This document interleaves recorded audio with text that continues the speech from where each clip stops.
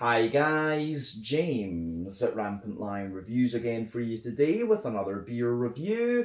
For this one, we are going to head over to Finland once again for the first time in what feels like a good little while. And that of course means that we're going to have a look at yet another beer from the latest instalment of the Riku box. So first and foremost, a massive shout out and thank you to Riku Sanaho, my Finnish beer mule. It's thanks to him that you guys get to enjoy these Finnish reviews here on the channel. Lovely guy, very knowledgeable about his beer. He has a whole network of people in Finland that help him get a hold of stuff. He gathers some extra things, sends it over to me in Sweden. It's great. But yeah, it's thanks to him that you guys get to enjoy these reviews. So as always, a massive kipis and kiitos to Riku for making these Finnish reviews possible, and there will definitely be more to come.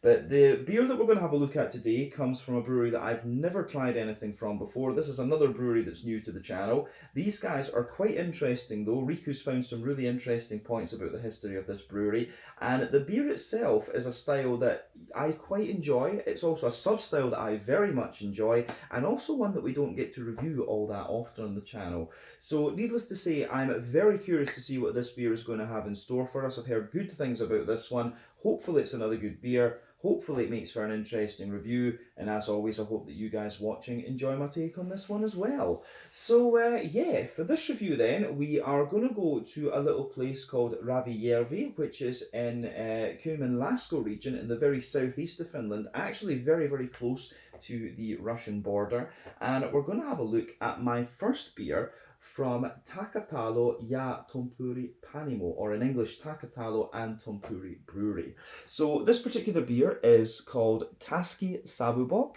It comes in at 6.5% ABV, and this one is a smoked Bock lager beer. So yeah, this should be pretty interesting. The Finns, of course, do love their smoked things. Sati is something that you really need to try. It's, you know, this kind of woody, smoky, very sticky sort of drink that they have, and it really is quite interesting. So have a go at that if you ever find yourself in Finland. But yeah, I think this one should be quite an interesting beer. I'm not sure whether this was one that Riku kind of found and suggested to me, or if it was someone that he's had previously. But yeah, anything smoked I'm always game for, I have to say. But let's crack on with this review then and see what this beer is all about. So, as always with my reviews then, I'll tell you a little bit about the brewery before we taste the beer. If you want to get straight to the tasting though, just fast forward. All the usual links are in the video description below. That's the brewery website, the link to my other reviews that hopefully I can do in the future from Takatalo and Tompuri Brewery. I'm sure Riku will sort out some other beers from these guys for me in the future, but there's all the usual social media down there. If you want to see more reviews, do please consider subscribing to the channel. The support that you give is massively appreciated, and remember, you can go into the channel homepage and search for beer using the geography tagging system. Just go up to the search bar, put your hometown, state, county, prefecture, whatever you like in there. If I've reviewed beers from your local area, they will pop up. Failing that though, you can check out the playlist of beers from different countries, and you'll find this one in the Finnish playlist along with a number of other things, and that is being added to very regularly, of course. So yeah, let's go on then and have a little look at my brewery notes, and also a thank you to Riku for researching this brewery for me. So Takatalo Tompuri Panimo, or Takaturi and Tompuri Brewery, as I mentioned to you already, is based in a little village called Ravijärvi in the municipality of Virolahti, which can be found in Kymenlaakso region, which is right in the southeast of the country, and the little village itself is very close to the Russian border. But it's a farm brewery actually. So Takatalo and Tompuri was founded back in 2015, and the story of the brewery began when Mikko and Mario Suruski unexpectedly had to take over the Takatalo farm, which had been in Mikko's family for 329 years. So unfortunately his dad fell ill and couldn't take care of the farm anymore, and Mikko's brother was originally meant to take over the farm when the time came, but he decided he wasn't ready to do that. So Mikko and Mario didn't have any background in farming at all, and they actually lived in Jyväskylä, which is quite a bit of a distance away, actually, maybe about 2 or 3 hours to the kind of northwest. And Mikko was a restaurant manager in the legendary Old Bricks Inn, and Mario was working at VTT, which is one of the Finnish research institutes. But Mikko felt that it was his duty to take over the farm and not let the chain of 9 generations break. And this meant, even though this kind of meant it would be a complete change in he and his wife's lifestyle. So they sold sold their newly built house in Jyväskylä and then moved to the farm and got things up and running. But earlier generations on the farm had grown crops and produced milk, but obviously the world has moved on and those products weren't really an option for such a small farm to make money. But they consulted Pro Agria and they advised that they should look at growing specialty grains, but Mikko wasn't so keen on this idea. But the next advice was to process their products further by themselves, and this is when Mikko got the idea to found a brewery. So the name Takatalo and Tompuri was chosen because Takatalo is obviously Mikko's family farm name, and Tompuri is the name of Mario's family's farm.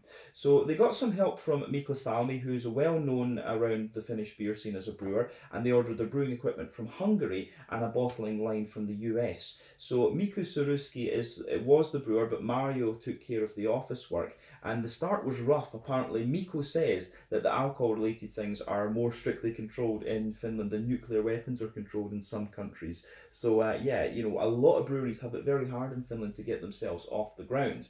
But they built the brewery in an old fodder silo, and then in 2016 they bottled their first commercial product. The water comes from their own well on the farm. They grow their own barley and oats and malt them as well, but they also produce their own smoked malt too. So that's maybe why this beer was the one that Riku picked out for me, because it's their own grains and they're treating them as well. But their speciality is cold smoked beer. Their cold smoked lager, which is called Kaski Savubock, is the oldest and most sold beer at the brewery. But they also use tara alder and juniper in their cold smoking process too, which makes it very unique. And most of their beers are actually German style lagers, which is logical because, you know, they want to use mainly local ingredients, including hops. But most of their beers are part of the Kaski series, and Kaski is a forest which was made into a field by cutting down trees, letting them dry and then burning everything, and the ash made the soil very fertile. But nowadays the brewery produces around 200,000 litres of beer per year. Remember, in Finland the breweries have, you know, certain tax bans that are, you know, related to the amount of beer that they produce. So if they produce over 200,000 litres, they've got to pay a certain percentage more of tax. That's just how it goes. But their beers have won a number of prizes, including the best beer in Finland of 2022, which was given to this beer, the Savubock. But in the premises, they've also got a bottle shop and a restaurant, which is located in an old barn. And as of March 2023, when I'm filming this review for you, these guys have produced 50 different kinds of beer, according to Untappd. So yeah, that is everything I can really tell you about Takatalo and Tompuri Brewery, or Takatalo Tompuri Panimo, if we want to put it in Finnish. But yeah, really interesting brewery, this one. Quite an interesting story behind it. And again, thank you to Riku for doing the research for this one for me. It's quite difficult to find stuff in Finnish, you know, even if you do translate and search things, you know, getting the right grammar and stuff to make the search proper can be very difficult. But yeah, really interesting story behind this brewery, I have to say. And I do like the fact that they're using their own grains and stuff like that, and have their own smoking process too. But yeah, 2023, 50 different kinds of beer so far. But yeah, if you want to learn more about the brewery, then you can check out the brewery website. You can follow them on Facebook and Instagram to keep up to date with the latest goings on, and you can of course check out the Untappd page to learn a little bit more about all the different beers that these guys have done. So yeah, let's have a little look at the beer itself and see what it's all about. So I'll just let you have a wee look at the artwork on this one before we open it up. Quite simple, but quite effective. There you can see down here, this one has the European Beer Star as well. Like we said, these guys have won a number of awards. They also have their own bottle caps as well. So this one obviously is part of their Kaski series of beers. And yeah, it says some stuff on the side in Finnish there about the beer, which I'm guessing is just telling you about their the fact that they do their own grains and stuff like this. Unfortunately, I don't speak enough Finnish to be able to translate that to you. I only know a few words. But yeah, 330 milliliter bottle. This one, as we said, this is a 6.5% smoked Bock beer. Remember, the Bock beers originate in Einbeck in Germany. The reason they became known as Bocks was because the Münchners, when these beers were taken down to Munich by the Einbeckers, the Münchners made fun of their accent and, you know, called them Bock. And Bock, of course, in German means goat, which is why you get goats on many bottles of Doppelbock and things like that. But yeah, the best beer in Finland for 2022 apparently. Let's get this guy open and see what it's all about. So yeah, a little bit of foam on this one, but it should be all right. So there we are. I can't remember what this beer cost. You know, Riku just gathers up stuff and I send him whatever he asks for, to be honest. But yeah, he's always going to send me good beer, so I'm not really bothered about what the beer actually cost, I have to say. But yeah, I should have looked at that to give you guys an idea of what this one was costing in Finland. But yeah, anyway, so as you can see, this beer is poured pretty much as you would expect from a Bock beer. But before the head disappears, because I can hear it bubbling away, we can see that this beer is poured with about a 2/3 finger of a frothy, I would say kind of cream, very light, kind of maybe very light fawn coloured head on this one. So you can see this beer looks very, very nice. The head on this one, you've got a mix of kind of smaller bubbles and medium-sized bubbles in there. The head is going to fade away to just be a very thin foamy layer and leave a nice ring around the edge of the glass there. But yeah, colour-wise, you can see that this beer, it's got a lovely, very kind of rich amber note to it. So remember, the colour of your beers depend on 1, the type of malts that you use. That goes a long way to determining your EBC rating. 2, length of your wort boil is also going to play a role, because the longer you boil the wort, the more the sugars caramelise, and thus you get a darker coloured beer. But any barrel aging that you do or adjuncts you put into the beer will also affect the colour of it. But yeah, when it comes to Bock beers, I don't think you often have to care about that. Barrel aging sometimes, but otherwise not a lot. I'm not sure how well you guys can see it on the camera, but there is actually quite a lot of like sediment particle floating around in this one. I've had this beer in the fridge for a wee bit actually, but yes, I must have induced quite a wee bit of sedimentation. But yeah, this is this is one of the 3 or 4 lagers that we had in the Riku box this time. But yeah, looks very, very nice. A little bit of natural haze to it, but mainly I would say this is quite a clear beer, but nothing overly surprising about its appearance when you consider what style it is and the fact that it's smoked too.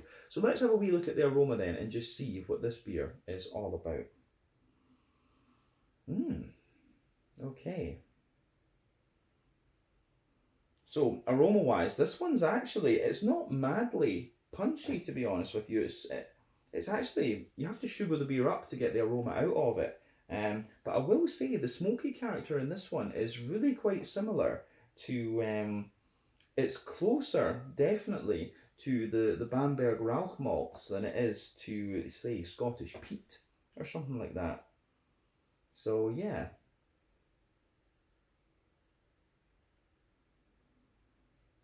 The way this beer goes together though in aroma is very, very nice. So it kind of gives you everything you'd expect from the Bock beer, and then the smokiness on top of that. And it makes sense too that it's a more German type smokiness that you're getting out of this one. So yeah, I mean, aroma wise, this beer is lovely. So let's try and break that down and just describe it for you a wee bit more in depth. So for me, the backbone of this beer, you absolutely have a little bit of that kind of fresh wholemeal brown bread crust. That comes out of this one quite nicely.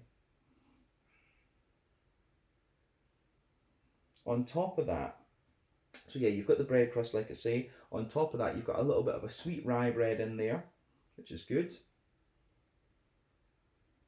So yeah, bread crust, sweet rye bread in there, some wholemeal brown bread. And then, yeah, a few other things going on. There's a little touch of woodiness to this beer for me. So yeah, you've got the bread crust, you've got a bit of wood, the wholemeal kind of, a bit of rye bread in there, a bit of a wholemeal brown bread. And then, yeah, above that, you start to get a little bit of, you start to get a little bit of brown sugar out of this one. So, yeah, aroma-wise, this is really quite nice, I have to say. So yeah, a little bit of toasty brown sugar in there, but not too much. And for me, the smoky character, it really feels as if it's just embedded into the kind of bready characteristics of this beer. So I really do like how that goes together. Yeah. So on the bready side of things, for me,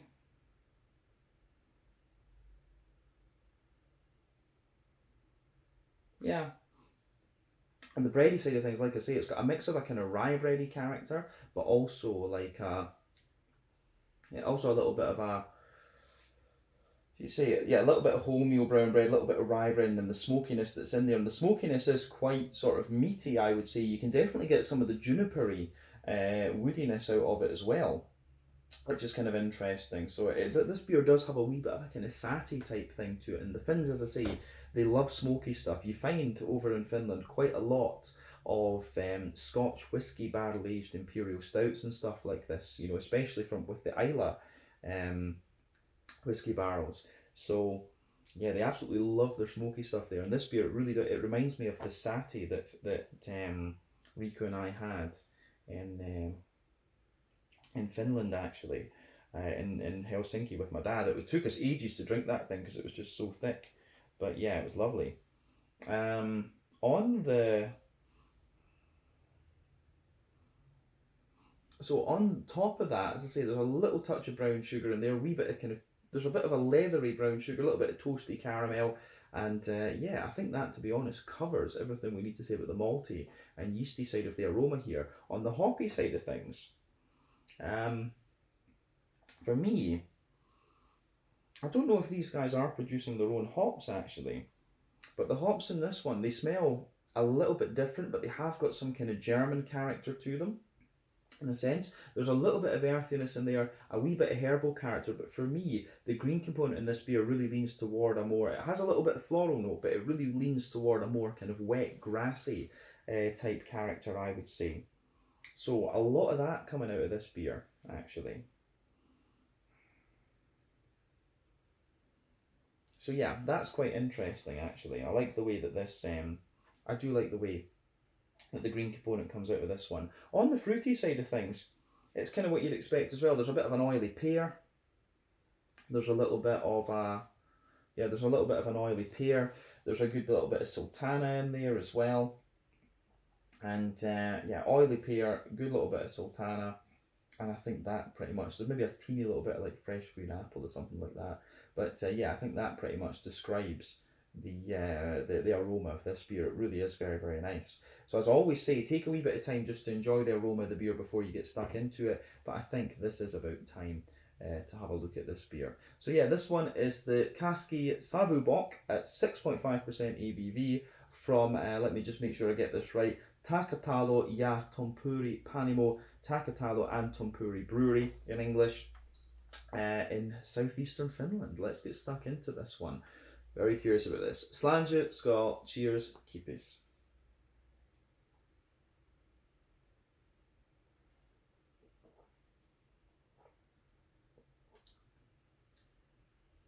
Ooh, that is nice. That is very, very nice. Yeah, I could easily drink a nice tankard of this. That's probably going to be my one complaint about this beer, is that it's only 330 millilitres rather than a half litre. But of course, yeah, as we said earlier, in Finland you're kind of limited on your production due to the taxation and stuff like this. But this is, I will say that straight away, this beer would not be out of place in like a 440 can or a 500ml bottle.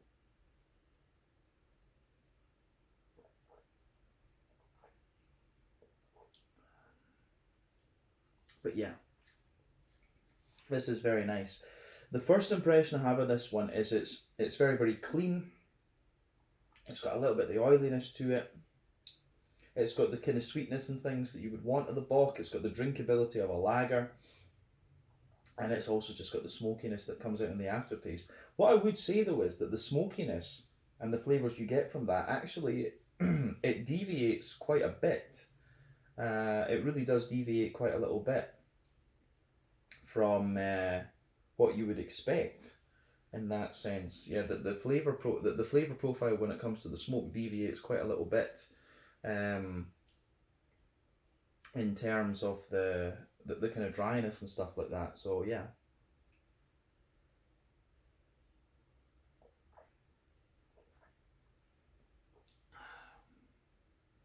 So yeah, I do like how that goes together. It gets a thumbs up. It does get a thumbs up from me. Yeah, awesome stuff. So let's try and break this beer down and just describe it a wee bit more in depth for you in terms of flavour. So, middle third of your palate, where we always start. The backbone of the beer, you've got that lovely little bit of, you have that lovely kind of, I would say, kind of roasty, toasty, well-fired bread crust. The bread crusty side of this beer is a little bit drier, actually. But at the same time, you do have a more kind of brown bready bread crust coming out of this one, like a rye bread crust.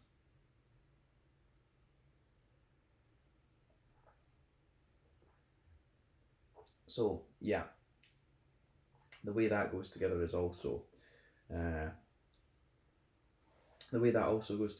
very nice. So yeah, the well-fired, you've got that well-fired kind of toasty bread crust in the base. Further forward on that middle third of your palate, you've got a little bit of a more,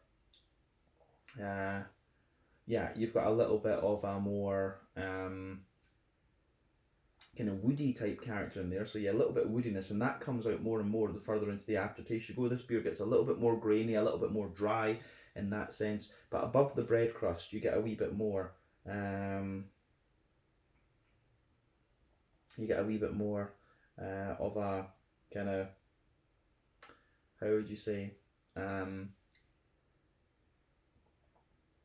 of rye bready. I'd say it's more of a rye bready character that you get with this one, because it has got a bit of the sweetness, but it's also got the kind of grainy dryness too, which I do like.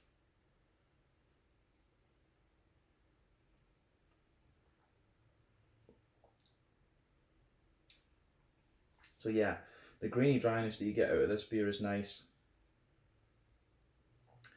You also get the you've got that kind of sweeter rye bready note, the kind of grainy dryness in there as well from the rye bread. Then you get a lighter, more kind of dense, whole and softer wholemeal brown bready character above that. So yeah, the way that that goes together, I think, is also very, very nice.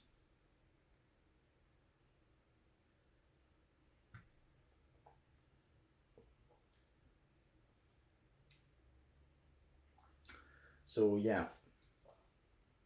as I say, I do like how that goes together as well. On the above the kind of wholemeal brown bready layer, I'd say that the wholemeal brown bready layer is the one where you're starting to get the smoke out of the beer. Like I say, the smoke, it does have a little bit of meatiness to it, but it has got that more kind of woody, junipery type note that you get from Sati. Actually, it has, the finished smoke is quite dry and junipery and almost herbal in a sense, actually, in my experience. So yeah, the kind of wholemeal brown bready layer that sits above the rye bread, that's where this kind of Sati like smoky character comes out of the beer. And obviously, as we said, these guys have their own kind of unique smoking process and their own malting process too, which is probably explaining some of the different vibes and things that are going on in this beer, which I do quite like. So yeah, you've got the wholemeal brown bready note there with all the kind of smoky notes to it. It does further forward on the palate, further forward on that middle third of your tongue, you get a little bit more meatiness from the smoke, which I do quite like. But then yeah, above the as we say, above the kind of wholemeal brown bread, there's a little bit of a more I would say there's definitely a little bit more kind of leathery, brown sugary character to this one. So you can feel that in the middle third of your palate. It's got that leathery note there, but in the dead centre of your tongue, there's a little bit of a circle there where you get the kind of sweeter, more straight up caramelly notes. And there's a wee bit of, there's the leathery layer, there's the oily kind of alcoholic caramel sitting on top of that, and then you get the more, you get more of a kind of biscuity character. You get more of a kind of biscuity character out of the beer on top of the leathery layer as you go out to the middle, to the extremities of that middle third of your palate, I should say. So yeah, the middle third of the palate in this beer is really quite nice. This is where most of the complexity of the beer is, but I think we've said everything we really can about that one, actually. So yeah, let's go to the back third of the palate then.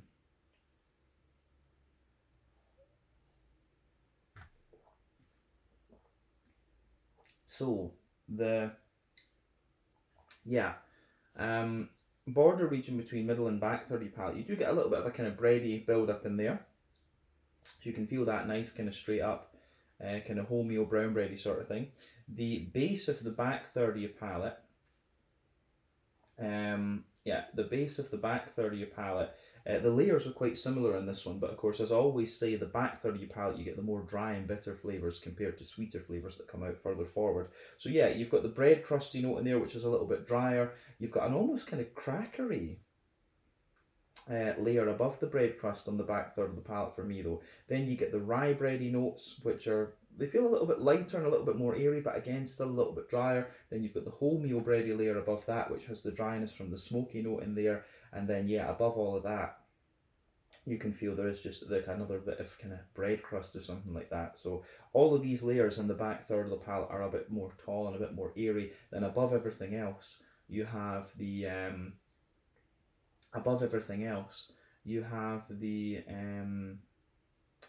you have more of a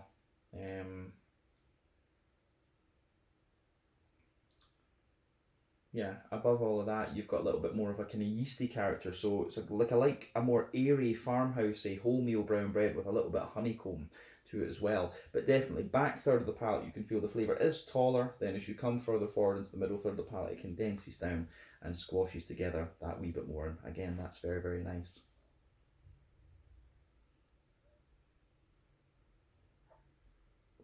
So, I think that covers everything on the malty and yeasty side of the beer. Let's look at the hoppy side of things then.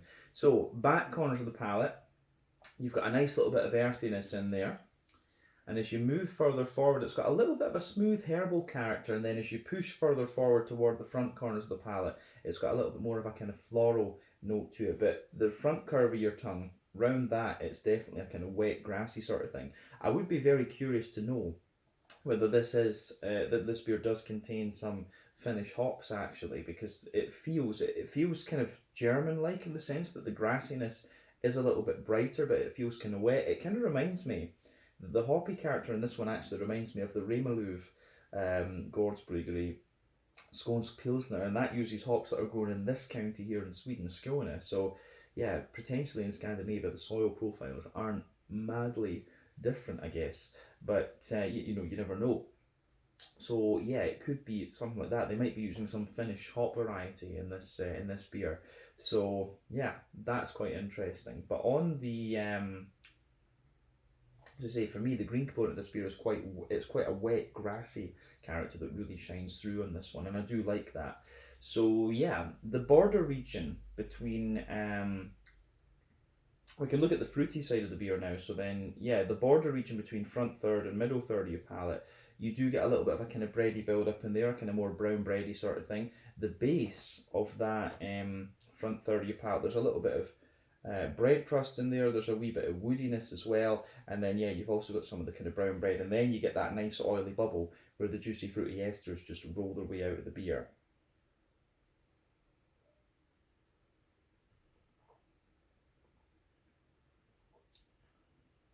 So the fruity side of things for me, it's really got quite a kind of it has a really nice kind of peary element to it as well. Um, yeah. So yeah, you get that nice kind of if you go to the back of that front third of your palate, you get a little bit of like a dry kind of sultana note, dry white green grape sort of thing. Definitely getting a little bit of that. And as you reach the middle of that front third of your palate, it's got more of an oily pear, and there's maybe a tiny little bit of like maybe fresh green apple or something like that as you reach the front tip of your tongue. But for me, yeah, it's mainly an oily sultana and peary note that's coming out of this beer. So again, I find that pretty interesting actually. Um, yeah, quite an oily, fruity character to it, this beer. Mainly a pear. The thing is, on that front third of your palate, you can feel the dry smokiness, and with the bit of juniper character as well, just pushing its way out. The further into the aftertaste with this beer you go, the more woodiness and juniper character and smokiness you start to get out of this one. But yeah, I think this is a really nice Savubock or smoked bock beer actually. So yeah, it's 6.5%. This is like a single bock. Obviously, you can get double bocks, you get my box, Heller box, all of these kind of things. But yeah, interesting beer to say the least. I would have to say. But yeah, I think we've described everything we need to when it comes to the flavour of this one. Then let's round off the review with a little look at the mouthfeel. So for me, the mouthfeel in this beer is, like I said earlier, it's very clean. I think it's top end, of light bodied for me, smooth carbonation, very, very clean, a little touch oily as well, which you do want from a Bock beer, to give you the sweetness and things. So yeah, very, carbonation, very, very smooth, like I say, a little bit oily, very, very clean. In terms of IBUs, I think this beer is a fairly standard 20-ish IBUs. The beer does give you a good little bit of dryness the further into the aftertaste you go though, so this might make you think that the IBUs are a little bit higher. And then above that, you have beyond that, in the malty side of things, you've got a little bit of dryness in there, a bit of smoothness, a bit of sweetness, and like I say, the beer does get drier and more smoky the further into the aftertaste you go. The green component, as we said, is quite a wet, grassy sort of thing, not overly bitter. Then you've got a little bit of oily, fruity character coming out of this beer as well. So yeah, the way this one goes together, I think, is very, very nice. So yeah, I think we can leave it at that for this. This has been a really interesting beer to try. So yeah, very good choice from Riku, I have to say. So a big thumbs up to him for picking this one out for me too. But yeah, this is the Kaski Savubock at 6.5% ABV from Takatalo Tompuri Panimo, Takatalo and Tompuri Brewery in the very southeast of Finland. I forget the name of the village now. Let me see. I'll need to say that before we go. So yeah, this beer is from Takatalo